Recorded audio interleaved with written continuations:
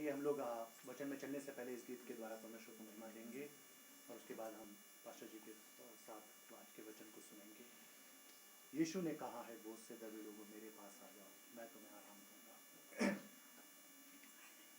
यीशु ने कहा है, बोझ से दबे हुए लोगों, यीशु ने कहा है, बोझ से दबे हुए लोगों, मेरे पास आ जाओ, तुम्हें सदा का आराम दूंगा। मेरे पास आ जाओ, तुम्हें सदा का आराम दूंगा। यीशु ने कहा है, बोझ से दबे हुए लोगों, यीशु ने कहा है, बोझ से दबे हुए लोगों,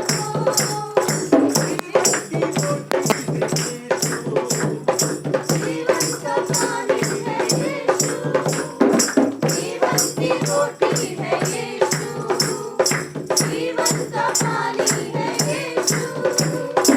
आता है जो उसके पास, उसको होगी ना भूख और प्यास।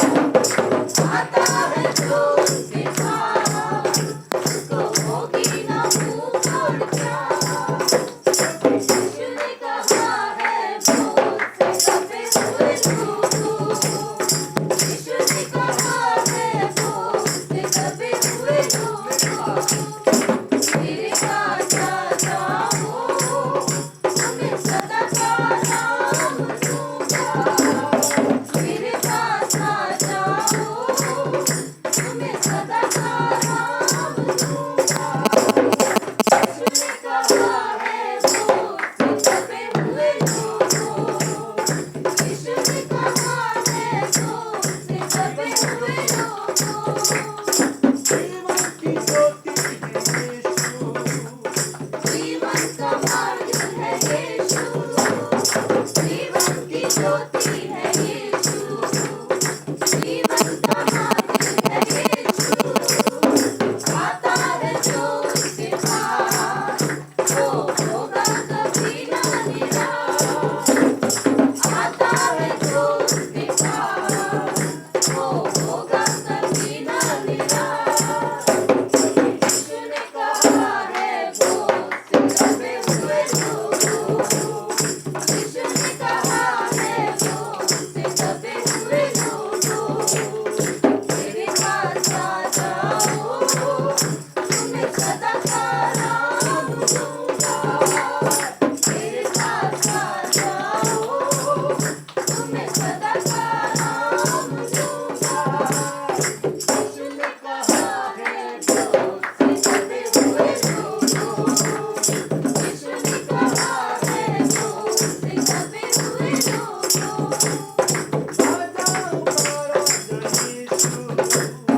प्रभुओं का प्रभु है यीशु, राजाओं का राजा है यीशु, प्रभुओं का प्रभु है यीशु। आता है जो उसके पास, यीशु आएंगे उसके पास। आता है जो उसके पास, यीशु आएंगे उसके पास। यीशु ने कहा है, बोझ से दबे हुए लोगों, यीशु ने कहा है, बोझ से दबे हुए लोगों, मेरे पास आ जाओ, तुम्हें सदा का आराम दूंगा। मेरे पास आ जाओ, तुम्हें सदा का आराम दूंगा। यीशु ने कहा है, बोझ से दबे हुए लोगों, यीशु ने कहा है, बोझ से दबे हुए लोगों, मेरे दबे हुए लोगों, यीशु ने कहा है, बोझ से दबे हुए लोगों। आइए आज के सभा में हम सब आपका स्वागत करते हैं और परमेश्वर के वचन से देखेंगे यशायाह का 55 का 3 और याकूब का 4 अध्याय 8 से 10। यशायाह का 55:3। हो गया। पचपन 3 में इस प्रकार से लिखा है, कान लगाओ और मेरे पास आओ, सुनो तब तुम जीवित रहोगे और मैं तुम्हारे साथ सदा की वाचा बांधूंगा, अर्थात दाऊद पर की अटल करुणा की वाचा। Thank you. याकूब का अध्याय 4 वचन 8 से 10। परमेश्वर के निकट आओ तो वह भी तुम्हारे निकट आएगा। हे पापियों, अपने हाथ शुद्ध करो, और हे दुचित्ते लोगों, अपने हृदय को पवित्र करो। दुखी हो और शोक करो और रो। तुम्हारी हंसी शोक में और तुम्हारा आनंद उदासी में बदल जाए। प्रभु के सामने दीन बनो तो वह तुम्हें शिरोमणि बनाएगा। आमीन। आमीन आमीन। आइए प्रार्थना करते हैं। प्यारे पिता परमेश्वर, धन्यवाद देते हैं आज के समय में, आज के इस वचन में प्रभु आप अगुवाई करो पिता, क्योंकि आपके वचन जो आपके लोगों के लिए हैं प्रभु परमेश्वर, और उन वचनों से आप अपने बच्चों को सिखाते हो, उनकी अगुवाई करते हो, और प्रभु आप उनको अपने जीवन में बढ़ाते हो और अपने मार्ग में लेके चलते हो पिता। आपने कहा मेरे पास आओ, इसलिए प्रभु आज हम आपके पास हैं परमेश्वर, और जब हम आपके पास हैं तो आप जिम्मेदारी लेते हो प्रभु। आपने कहा मेरे पास आओ, और आज हम आपके पास हैं पिता। धन्यवाद देते हैं। आगे के समय को आपके हाथों में सौंपते हैं, यीशु के नाम से मांगते हैं। आमीन आमीन।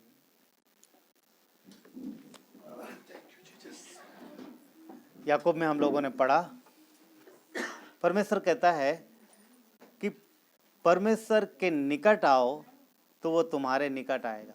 हमने परमेश्वर के वचन को यहाँ पे पढ़ा है। परमेश्वर का वचन कहता है कि उसके निकट आओ तो वो तुम्हारे निकट आएगा। कितनी आनंद की बात है कि परमेश्वर कहता है मेरे निकट आओ। हाँ, नहीं तो कई स्थानों पर आप जाएंगे दुनिया में, कई सारे, उनके बीच में डिस्टेंस है, दूरी है।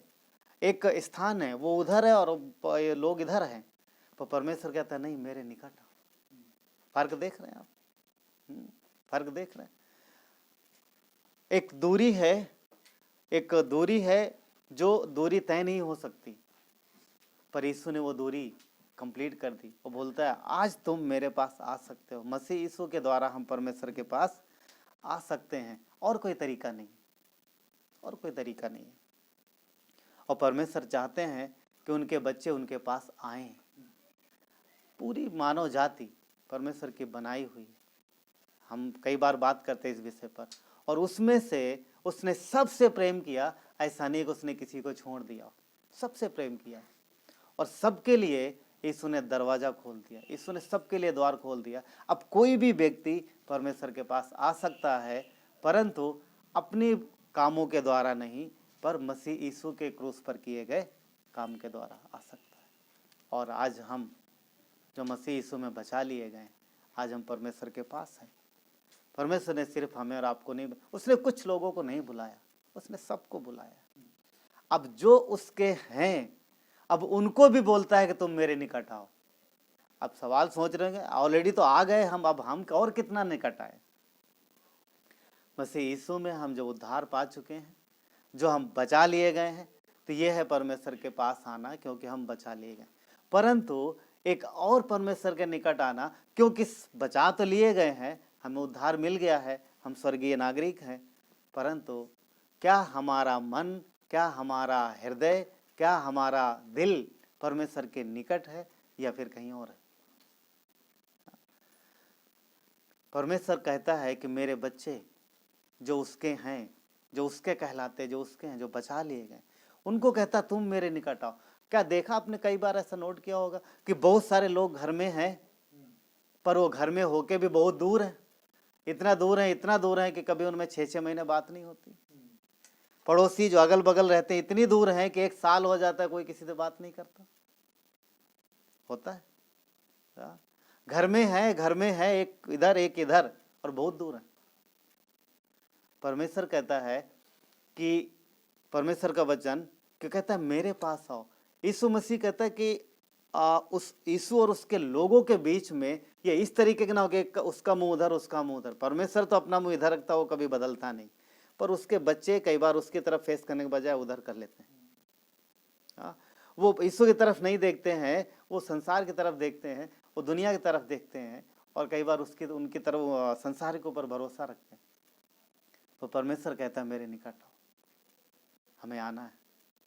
आप कह सकते हैं कि हम परमेश्वर के निकट आएंगे।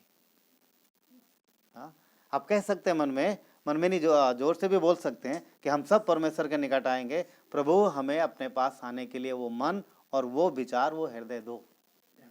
हाँ, अब जब आ रहे हैं उसके पास तो किस तरीके से आए, ये भी एक बात है। कुछ बातें हम लोग थोड़ी देर देखेंगे और उसके बाद खत्म करेंगे। हम किस तरीके उसके पास आ सकते हैं। परमेश्वर के पास जब हम आते हैं तो नम्रता के साथ आते हैं, दीनता के साथ आते हैं। तो पहली जो बात है, नम्रता और प्रेम के साथ हम परमेश्वर के पास आते हैं। हाँ, नम्रता और प्रेम के साथ क्यों? क्योंकि वो परमेश्वर है, वो महान परमेश्वर, सर्वशक्तिमान परमेश्वर, सर्वज्ञानी परमेश्वर, वो सब कुछ जानता है। हम उसके पास किसी बात को लेके घमंड करके नहीं आ सकते। नहीं प्रभु, मैं तो मेरे पास ये चीज है, मैं आता हूं तुमको दिखाने, और देखो मेरे पास क्या क्या है, देखो मेरे पास कितनी बुद्धि है, मेरे पास बहुत ज्ञान है, मैंने इतनी पढ़ाई करी। इस तरीके से हम मसीह के पास नहीं आ सकते, क्योंकि उसके पास सारी बुद्धि है और सब कुछ, हर एक चीज का वो मालिक है। और हम परमेश्वर के पास जब आते हैं तो नम्रता के साथ आते हैं, क्योंकि यदि हम घमंड के साथ आएंगे या हम घमंड करेंगे, कैसे?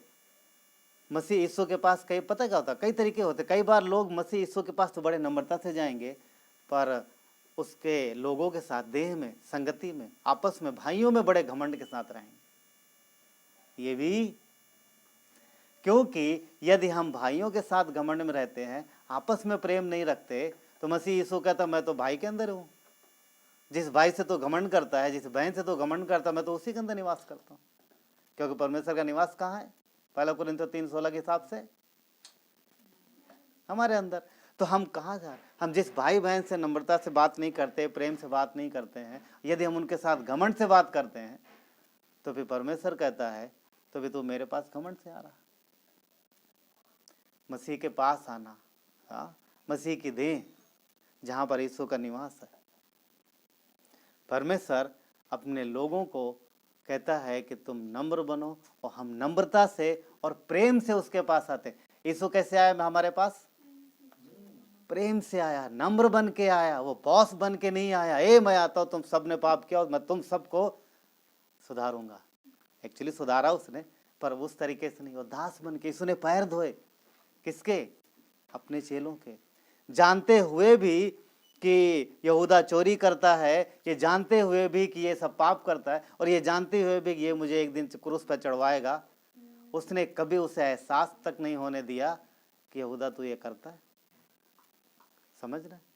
ये परमेश्वर का प्रेम है। वो उससे उतना ही प्रेम करता था जितना उसने यूहन्ना से प्रेम किया, जितना उसने पतरस से प्रेम किया, उतना उससे प्रेम किया, और उसे एहसास तक नहीं होने दिया।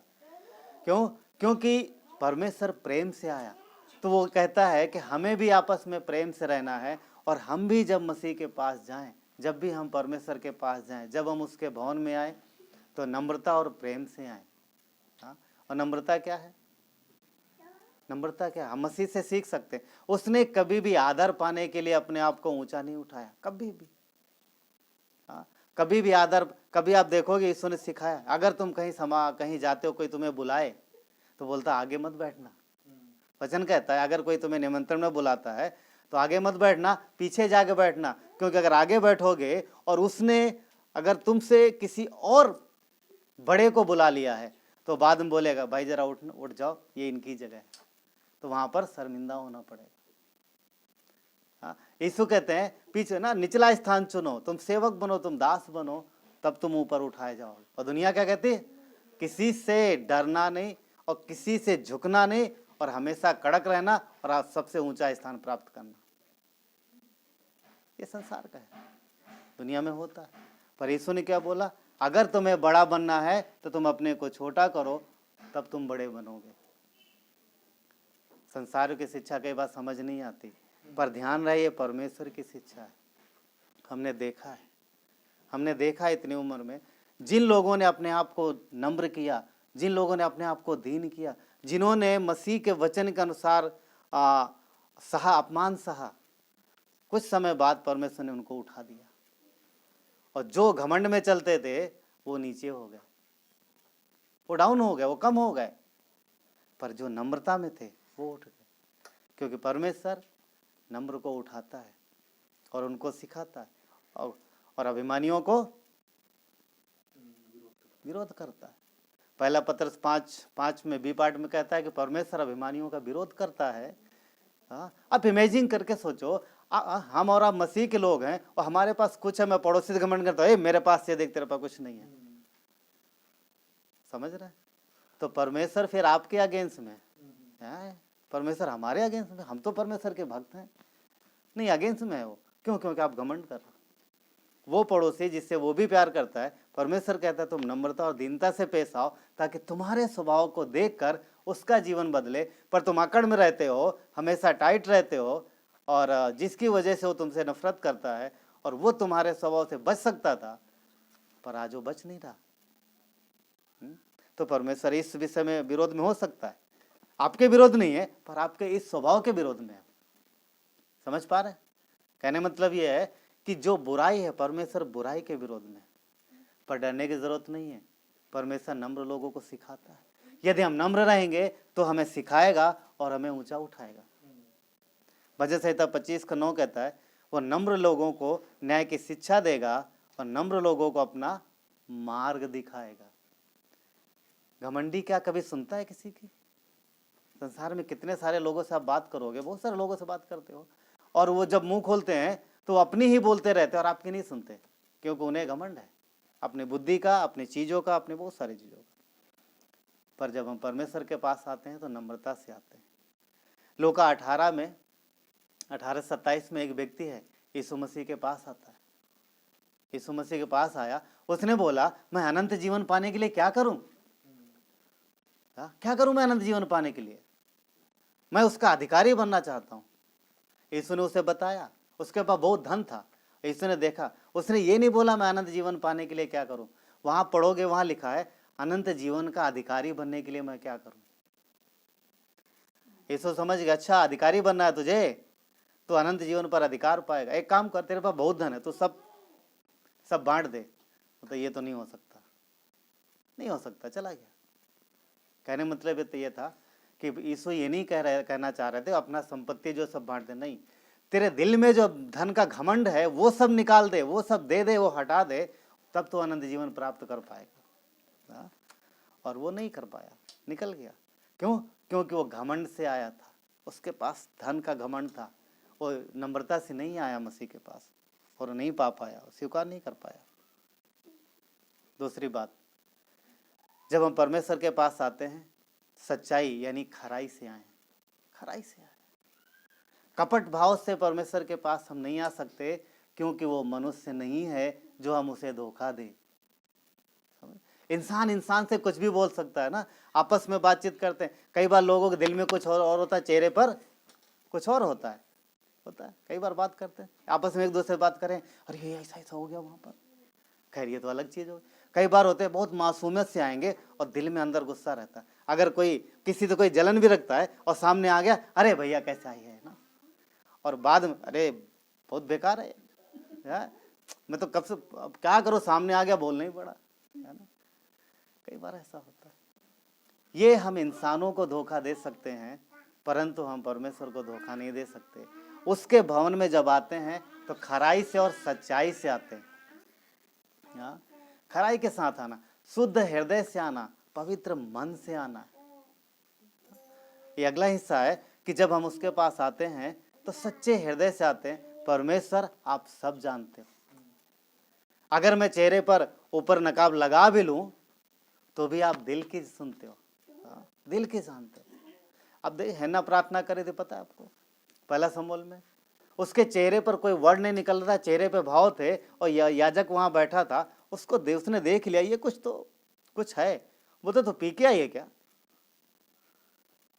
वो प्रार्थना कर रही है, उसके दिल पे दुखी, ऐसा होंठ हिल रहा है, पर वो समझ नहीं पाया वहां पर, बोलता लग रहा है इसने कुछ पिया। पर परमेश्वर उसकी आवाज सुन रहा था और उसकी प्रार्थना पूरी हुई। वो बच्चे के लिए प्रार्थना कर रही थी। याजक नहीं समझ पाया, मनुष्य नहीं समझ पाएगा कई बार, तो परमेश्वर समझता है दिल की बात। तो हम उसके पास बनावटी चेहरा लेकर के, बनावटी हंसी लेकर के या फिर छल कपट से नहीं आ सकते। अगर आते हैं तो हम उसे धोखा नहीं दे सकते।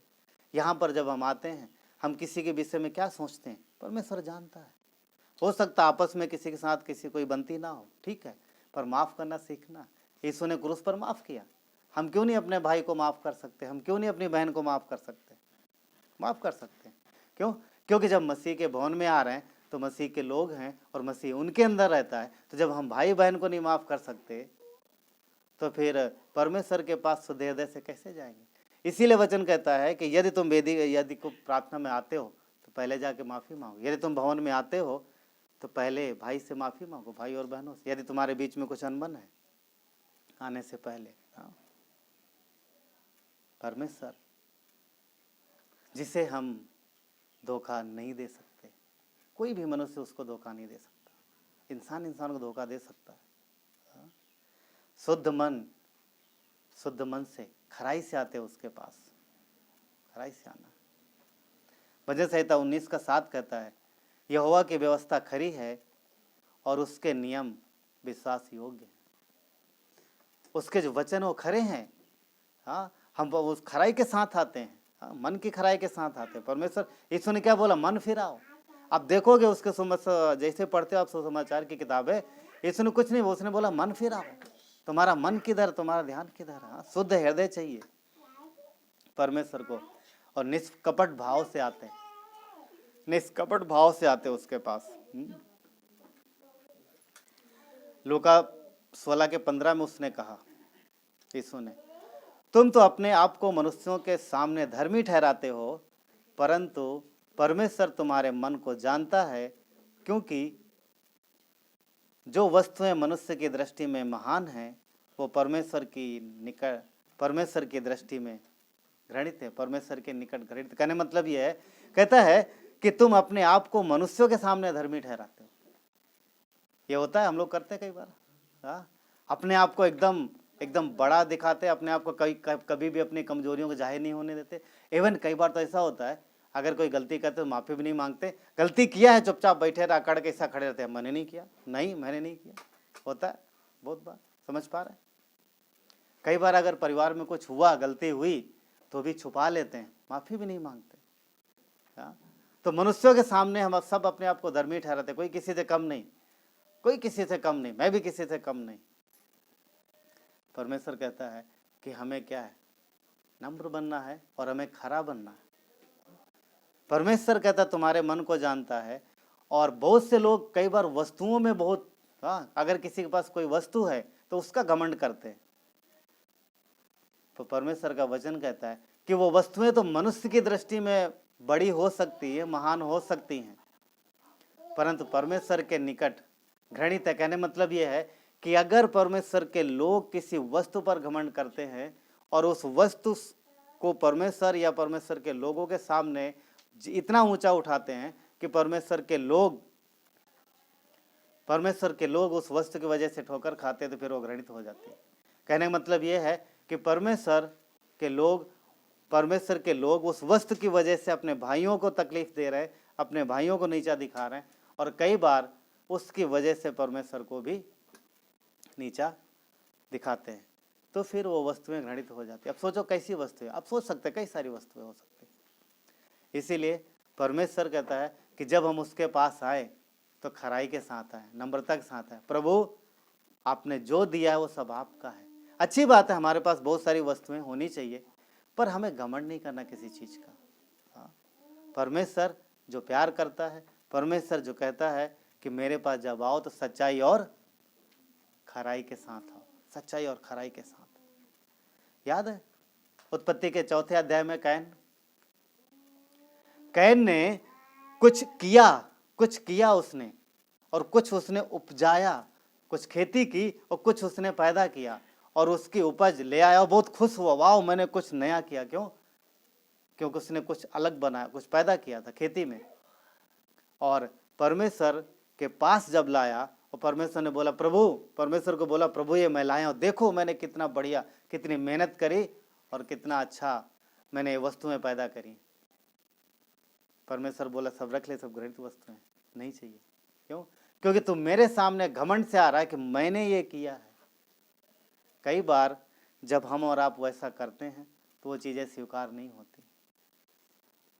कैन ये कह सकता था, प्रभु आपके दिए हुई बुद्धि और सामर्थ्य के द्वारा मैंने ये किया है, क्या ये आप ये स्वीकार करोगे? तो परमेश्वर उसे रास्ता दिखा देता, नहीं कैन ये तूने मेहनत की तो अपने पास रख ले, परंतु बलिदान के लिए मेरे पास यही वस्तु है और यही तुझे लाना है जो मैंने तुझे बताया। पर उसने ना तो सीखा। अब देखोगे उसके बाद में कैन वहां से चला गया। क्यों? क्योंकि वो नम्र नहीं हुआ, दिल में घमंडी बना रहा, वो सीख नहीं पाया, वो नहीं सीख पाया। वो जानता था पर सीखा नहीं और निकल गया परमेश्वर के सामने से हमेशा हमेशा के लिए। एक्चुअली ये घमंड जो है बहुत ही खतरनाक है परमेश्वर के लोगों के लिए। अब देखोगे जो मन में घमंड करता है किसी भी बात को लेकर के, तो फिर वहाँ प्रॉब्लम होती, फिर वो कभी सीख नहीं पाएगा। और परमेश्वर इसलिए कहता है कि हमें और आपको नम्र बनना है ताकि हम सीखें। कैन नहीं सीख पाया, हमेशा के लिए अलग हो गया, हमेशा के लिए। इसलिए हमें नम्र रहना है। हो सकता है उसने अच्छी वस्तुएं पैदा करी, हो सकता है उसने अच्छी मेहनत की हो, और सिद्धांत क्या सिखा रहा पता, हो सकता है कि आपने कड़ी मेहनत करी है, हो सकता है आपने बहुत अच्छा काम किया है, पर उस काम को लेकर के परमेश्वर के सामने मन घमंड नहीं कर सकते, बल्कि हमें धन्यवाद देना चाहिए। परमेश्वर धन्यवाद, थैंक यू सो मच, आपने हमारी मदद की, हमने सहायता की, जिसकी वजह से हम काम कर पाए। ये अच्छा है या फिर अच्छा, परमेश्वर देख मैंने ये किया है। नबूकदनेस्सर ने बोला देख ये कितना, ये बेबीलोन जो मैंने बसाया, ये मैंने बसाया, मेरा बसाया हुआ है। अगले क्षण वो जानवर बन गया, बीमारी हो गई एक्चुअली कोई उसको। तो घमंड जो कि हमें परमेश्वर के पास एक्चुअली आने नहीं देता, इसलिए हमें सच्चाई और खराई से उसके पास आना है, शुद्ध मन से उसके पास आना है। तीसरी जो बात है, परमेश्वर के काम को जो हम करते हैं वो परमेश्वर के तरीके से करना है। परमेश्वर हमें अपने देह में बुलाता है और कई कुछ चीजें करने के लिए कहता है। तो ऐसे में कई बार हम लोग अपनी बुद्धि और अपनी समझ का सहारा लेते हैं और उस तरीके से करते हैं और वहां पर गड़बड़ हो जाता है। जैसे कैन ने क्या किया था, कैन को एक तरीका बताया गया था, तुम इस तरीके से करना, उसने उस पर ध्यान नहीं दिया, उसने खुद से कुछ किया और लेके आ गया, वो ग्रहण योग्य नहीं हुआ। परमेश्वर कुछ नियम देता है, कुछ बातें बताता है और वो कहता है कि हाँ, परमेश्वर के लोगों को उसके अनुसार चलना है।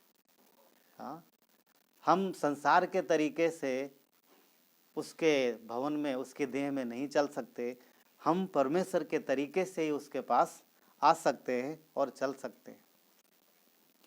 उसने जो कलीसिया बनाई है, परमेश्वर ने कलीसिया बनाया, कलीसिया है, हर एक चीज़ है।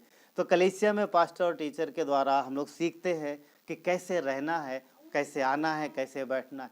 तो जब हम ध्यान नहीं देंगे तब सीख नहीं पाएंगे। और ध्यान कौन नहीं देगा पता?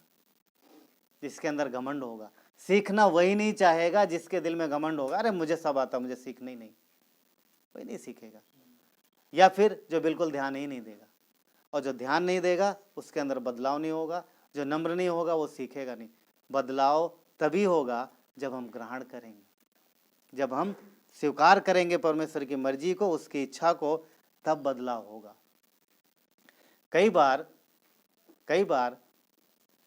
कई बार ऐसी गलतियां परमेश्वर के लोग करते हैं। दाऊद बहुत महान सेवक रहा और परमेश्वर से बहुत प्यार करता था। दाऊद के विषय में अक्सर बातचीत होती है, हम लोग देखते हैं। उसने परमेश्वर से बहुत प्यार किया, परमेश्वर की इच्छा अनुसार गया, और परमेश्वर के वचन में परमेश्वर ने उसको, दाऊद को क्या बोला है, वो मेरे मन के पीछे चलता है। सोच के देख सकते हैं ना, सोचिए, परमेश्वर जो कि पूरी दुनिया को बनाया है, वो एक व्यक्ति को कहता है कि ये मेरे मन के पीछे चलता है। हम लोग सोच सकते हैं हम किसके पीछे चलते हैं? एक सवाल है, हम किसके पीछे चल रहे हैं? भाई मैं तो, मेरे लिए तो सब पैसा ही सब कुछ है, जो मर्जी। बहुत लोग ऐसे तो पैसा पैसा पैसा, वो उसके पीछे भाग रहे हैं। कोई किसी कमजोरी है, कोई पीता है ना, और जो भी चाहिए उसको कुछ शाम सुबह जो भी उसके पीछे भाग रहा है। बहुत सारी चीजों के पीछे मनुष्य भागते हैं, पर परमेश्वर दाऊद को कहता है कि ये मेरे मन के पीछे चलता है। और परमेश्वर दाऊद से बहुत प्रेम करता है, परमेश्वर हमसे और आपसे भी प्रेम करता है। परंतु शुरुआती समय में दाऊद के द्वारा एक काम होता है, उसके विषय में हम लोग देखते हैं। दूसरा शमूएल के 6 अध्याय में हम लोग चलते हैं, कुछ बात करेंगे, फिर इसके बाद थोड़ी देर बाद खत्म करेंगे। दूसरा शमूएल का अध्याय 6। यहाँ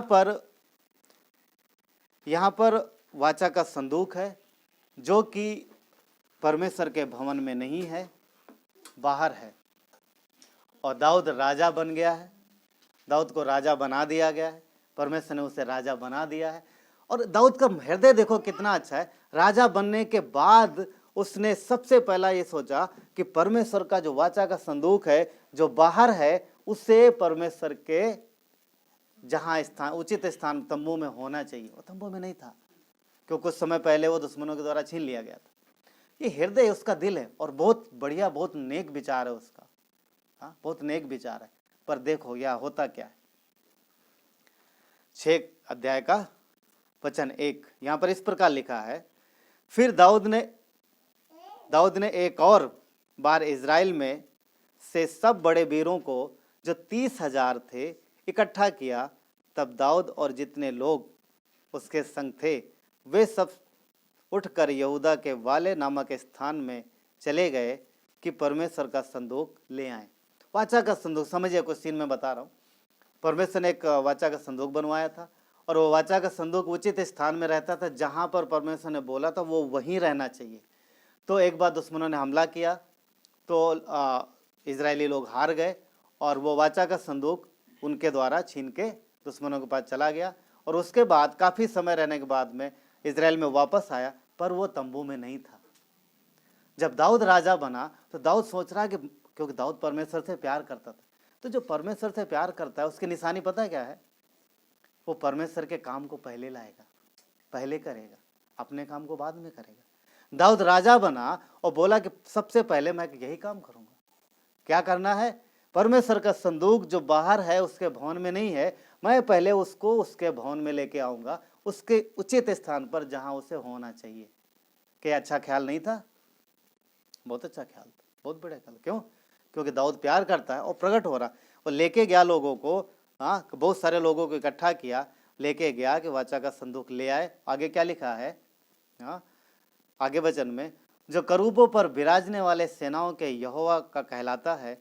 अतः वचन 3 में, अतः उन्होंने परमेश्वर का संदूक एक नई गाड़ी में चढ़ाकर टीले पर रहने वाले अमीनादाब के घर से निकाला, और अमीनादाब के उज्जा और अहियो नामक 2 पुत्र जो उस नई गाड़ी को हाँकने लगे। हाँ, यहाँ पर दाऊद अपने बहुत सारे लोगों को साथ में लेके गया, एक नई गाड़ी बनाया, नई बैलगाड़ी बनवाया, बैलगाड़ी पे उठा के उस वाचा के संदूक को, यानी परमेश्वर के संदूक को रखा, और जिसके घर में था उसके 2 बच्चे उस बैलगाड़ी को हाँकने लगे, और बैलगाड़ी में वाचा का संदूक जा रहा, सब गाते बजाते हुए चल रहे। अब सीन सोचिए कैसा होगा। हजारों लोग हैं, वाचा का संदूक है, बैलगाड़ी में है, और बैलगाड़ी में है, लिए जा रहे हैं, और सब नाचते गाते बजाते जा रहे हैं आनंद के साथ। दाऊद भी बहुत खुश है, हाँ, सब खुश है। अचानक कुछ होता है, देखिए क्या होता है। 4, और उन्होंने उसको, वचन 4 कहता है, और उन्होंने उसको परमेश्वर के संदूक समेत टीले पर रहने वाले अमीनादाब के घर से बाहर निकाला, और अहियो संदूक के आगे आगे चला। दाऊद और इज़राइल का समस्त घराना यहोवा के आगे सनोवर की लकड़ी से बने हुए सब प्रकार के बाजे बजाते, वीणा, सारंगी, डफ और डमरू और झांझ बजाते रहे। सब गाते बजाते नाचते हुए चल रहे। क्यों?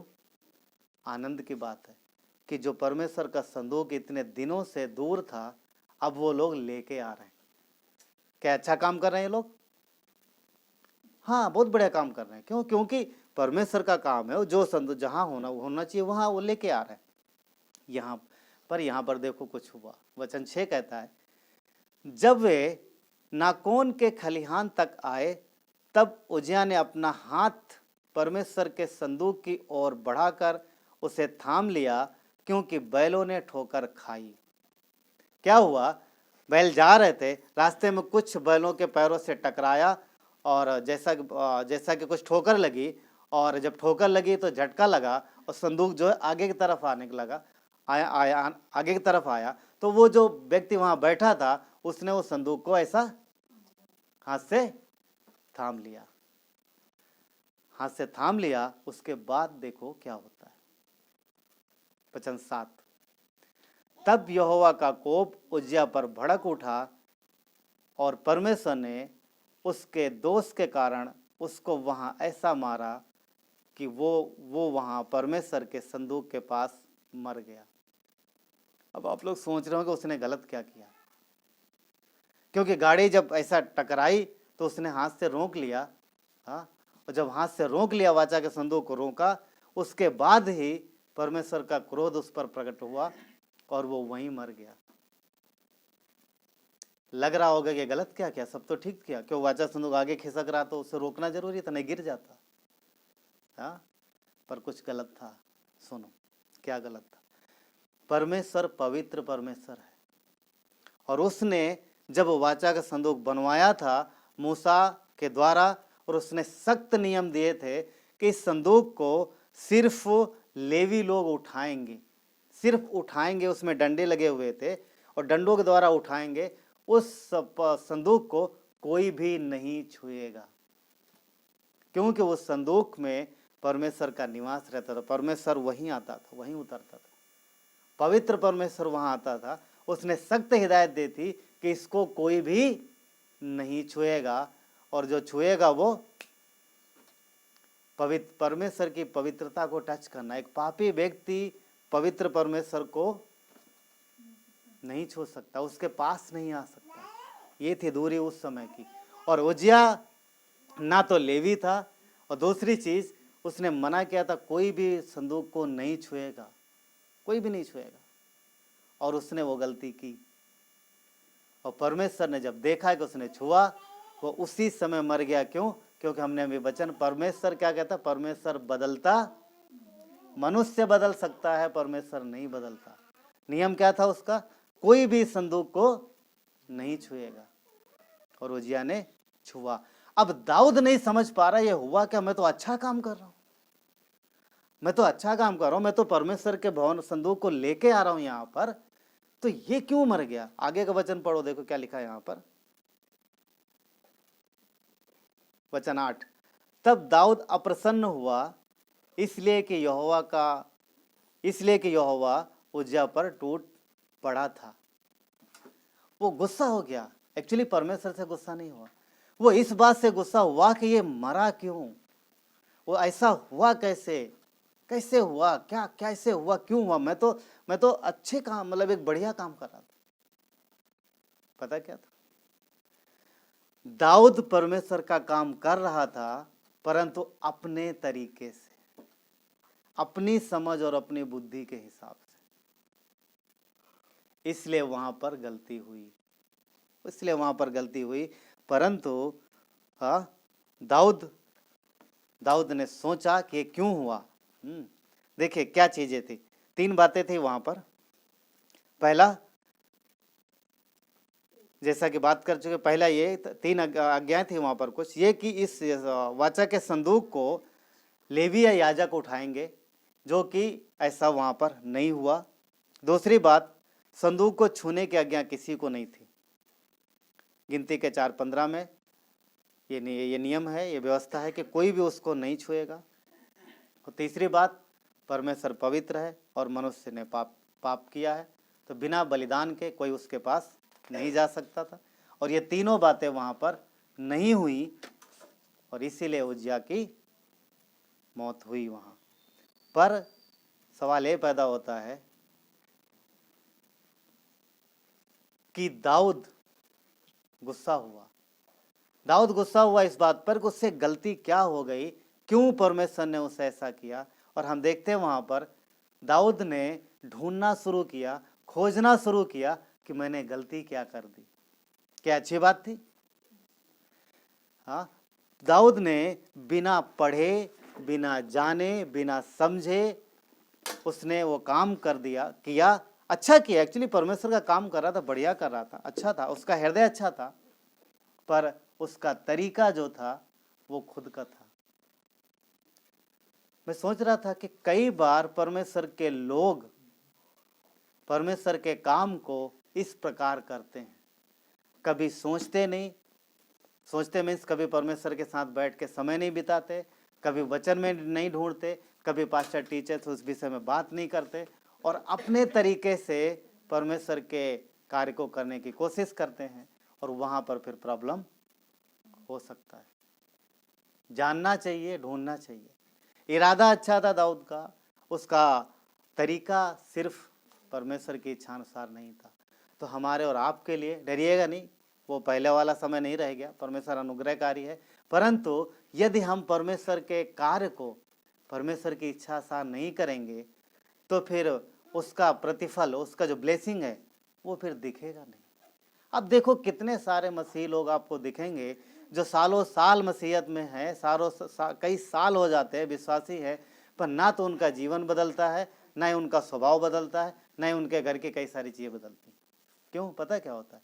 वो यहाँ से सोच रहे हैं, अपनी बुद्धि लगा रहे हैं, परमेश्वर के वचन में कैसा लिखा है, किस तरीके से अपना जीवन जीना है, किस तरीके से परमेश्वर के भवन में आना है, किस तरीके से हमें सारे काम करने हैं। कभी सीखते नहीं, कभी सोचते नहीं, क्योंकि परमेश्वर का काम परमेश्वर के तरीके से हो, ये सही। और फिर दाऊद ने सीखा, वो जान पाया कि परमेश्वर के वाचा को, संदूक को किस तरीके से लाना है, और बाद में उसी प्रकार से वो लाया और उस संदूक परमेश्वर के वाचा, परमेश्वर के भवन में पहुंचाया गया, उस तंबू में, और परमेश्वर की महिमा हुई। फिर कुछ नहीं हुआ, वो आनंद से नाचता गाता वो संदूक के आगे गया, और सारे परमेश्वर के लोग गए। परंतु कैसे गए? उस संदूक को दोबारा लेवियों ने उठाया, और जैसे उठाया, वचन कहता है 6 कदम चले, और 6 कदम चलने के बाद उसने बलिदान दिया। बिना बलिदान के परमेश्वर के कार्य को नहीं कर सकते। कहने मतलब ये है, परमेश्वर की इच्छा के बाहर हम नहीं कर सकते, और आज अगर हम करते हैं तो फिर उसका ब्लेसिंग नहीं दिखता है। परमेश्वर की इच्छा, कलीसिया में जितने भी नियम की जो भी बातें सिखाई जाती हैं, उनको हमें सीखना, उनको हमें फॉलो करना। हाँ, अभी क्लासेज हैं, हमें उन क्लासों को सीखना है। अभी जिस समय हमारा कलीसिया शुरू होता, हमें उस काम को आगे रखना है। तब अगर हम पीछे हटेंगे, परमेश्वर से पीछे जाएंगे, आगे नहीं जाएंगे, तो कैसे बढ़ेंगे? परमेश्वर ने क्या बोला? मेरे पास आओ। हाँ, वो अपने नजदीक बुला रहा, हम संसार में भाग रहे हैं। क्या सही है? नहीं सही है। वचन को ऊपर उठाना है। अगर हम परमेश्वर को ऊपर उठाएंगे तो वो हमको ऊपर लेके जाएगा, और अगर हम वचन को नीचे करेंगे तो फिर संसार तो नीचे ही खींच रहा। हाँ, संसार नीचे खींच रहा।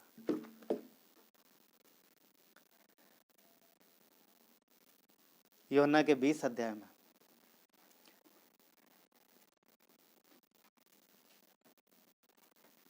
अगर हम नम्र होकर के सीखते हैं तो परमेश्वर हमें सिखाने के लिए तैयार है। जैसा कि हम लोगों ने वचन पढ़ा था कि वो नम्र लोगों को सिखाता है। यूहन्ना के 20 अध्याय में देखते हैं।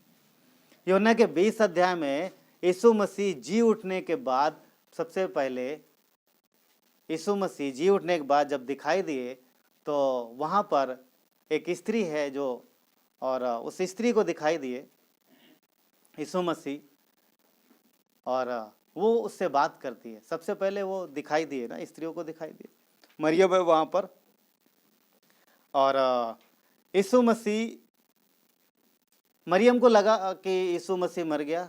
हाँ, सबको लग रहा था यीशु मसीह मर गए, पर उसने बोला था कि मैं जी उठूंगा, तो आशा थी, और वो आसपास थी वहाँ पर।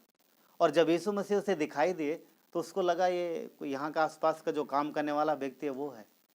तो यदि आप पढ़ोगे वहाँ पर तो उससे पूछती है, उसको लगता है माली है, उससे पूछती है क्या है, मेरे प्रभु को तूने देखा? वो लोग ले गए लग रहा उठा के। क्यों? क्योंकि यीशु की लाश नहीं थी। यीशु को कब्र में गाड़ा गया, दफनाया गया, गाड़ा गया। आज जैसे हम लोग गाड़ते हैं ऐसा नहीं था, वहाँ की कब्रें कुछ अलग थी। तो रखा गया, एक गुफा, एक कमरा टाइप का होता था, उसमें रख दिया जाता था। फिर लाशों को ऐसा कपड़े में लपेटा, मसाले लगाए जाते, मम्मी जैसा बनाया जाता था। तो लाश ऐसे रखी रहती थी, कभी भी कोई आके उधर देख सकता था, ऐसा था। आज के जैसा नहीं, सब ऐसा पूरा बंद करके आ जाते, ऐसा नहीं होता था। तो वो तीसरे दिन जब वहाँ जाते हैं तो लाश नहीं दिखती, वहाँ पर लाश नहीं दिखती है। और उसको लगता है कि कोई चोरी करके ले गया।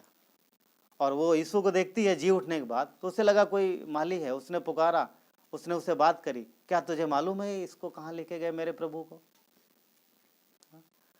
तो यीशु ने फिर उससे बात किया, नाम लिया मरियम। पहचान गई जैसे नाम लिया तो मेरा प्रभु है। और जैसे पहचान के आनंद से भर गई, आनंदित हो गई वो, और जा ऐसा लिपटने के लिए आगे गई जैसे, हाँ, क्योंकि मर गया था। सोचो ना, उसके सामने क्रूस पे चढ़ाया गया और साथ में जिंदा हो आदमी, तो कैसा लगेगा? आनंद से भर गए, मेरा प्रभु जी उठा और जा करके ऐसा, क्योंकि वो उसकी बेटी थी, हम परमेश्वर था, वो ऐसा लिपटने के लिए गई आगे। वहीं परमेश्वर ने रोक दिया, रुक जा।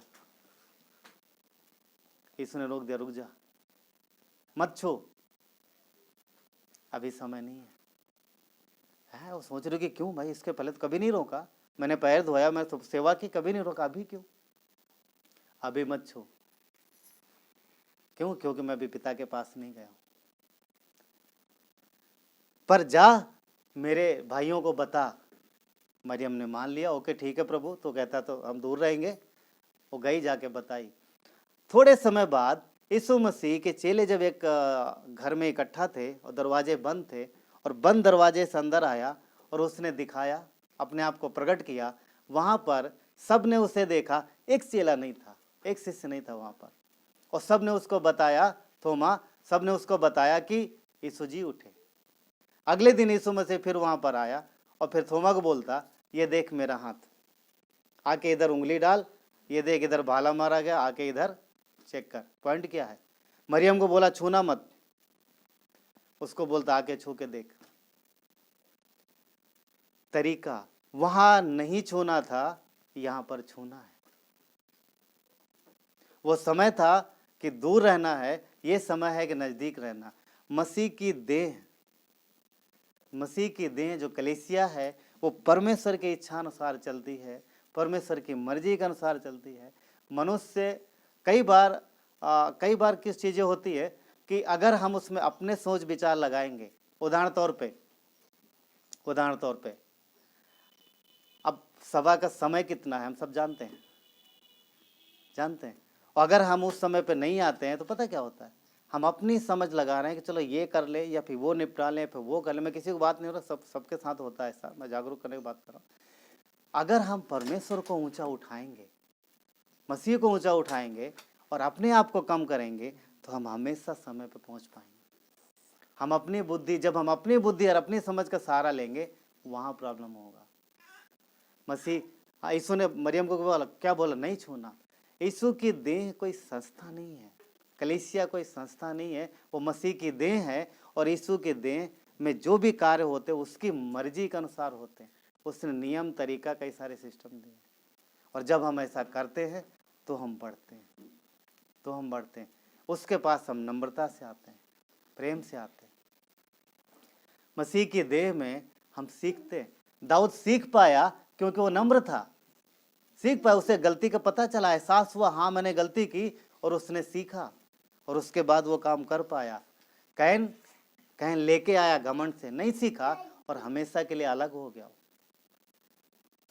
हमेशा के लिए अलग हो गया। जो नम्र है वो गलती करेगा, अगर उसे डांट पड़ेगी तो वो उसको स्वीकार करेगा और सीखेगा। आपको कैसे पता चलेगा आप नम्र? पता, जब आपको डांट पड़ती है, यदि आप स्वीकार कर लेते हो, डांट पड़ती मतलब जब आपको गलती बताई जाती है और यदि आप स्वीकार करते हो तो वहाँ नम्र हो। और वहाँ पर यदि आप स्वीकार नहीं करते तो फिर एक घमंड प्रकट होता है, नहीं मेरी तो ऐसे कैसे, मेरी गलती नहीं है। कैन ने भी बोला मेरी गलती नहीं है, शैतान ने भी बोला मेरी गलती नहीं है, तो बाहर हो गए। घमंड पता हमेशा अगेंस्ट में ले जाता है, और नम्रता परमेश्वर के निकट लेके आती है। तो यदि हम नम्र बनते हैं, यीशु ने बोला मेरे पास आओ, तो हम नम्र बने और सीखें।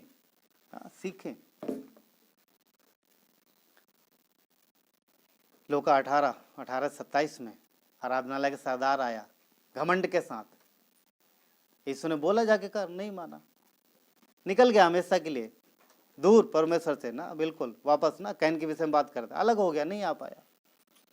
पर कितनी अच्छी बात है कि दाऊद ने गलती की थी ना गलती, पर उसने अपनी गलती को सुधारा और परमेश्वर के काम को कर पाया।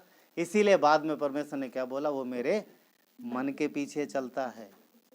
क्या मरियम को बोला मत छूना, ओके प्रभु नहीं छूंगी, सवाल नहीं किया उसने, नहीं क्यों, पहले तो हम छूते थे तब कुछ नहीं बोला तो आज, हाँ पर आज नहीं छूना, आज शांत रहे। जो बोला गया वो किया उसने। एक समय आया जब चेले उसे छू पाए, जब इजाजत दी आजा आओ तुम छू सकते हो, तो समय है परमेश्वर की इच्छा अनुसार। कहने का मतलब यह है कि हम कलीसिया में परमेश्वर की इच्छा अनुसार नम्रता से चलते हैं, उस समय भी जब चीज़ें हमारी समझ में नहीं आ रही।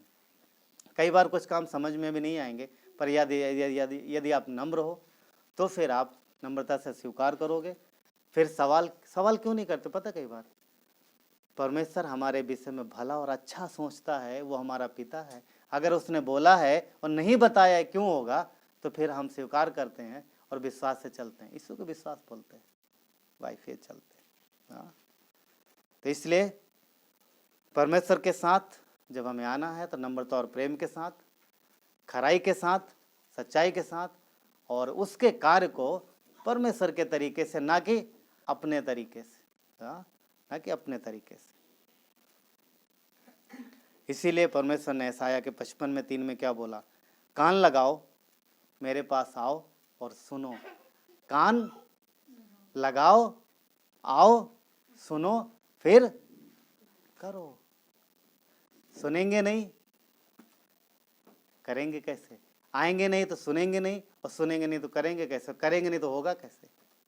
हाँ, तो इसलिए परमेश्वर के पास आना है, नम्रता से सुनना है, और आगे विश्वास के साथ बढ़ना है। आइए प्रार्थना करते हैं।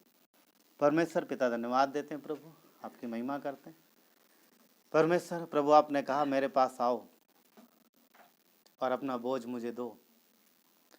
प्रभु आप हमारा बोझ उठाना चाहते हो, पर यदि हम आपके पास आएंगे नहीं तो हम सुन भी नहीं पाएंगे पिता, और जब सुन नहीं पाएंगे तो हम कर भी नहीं पाएंगे।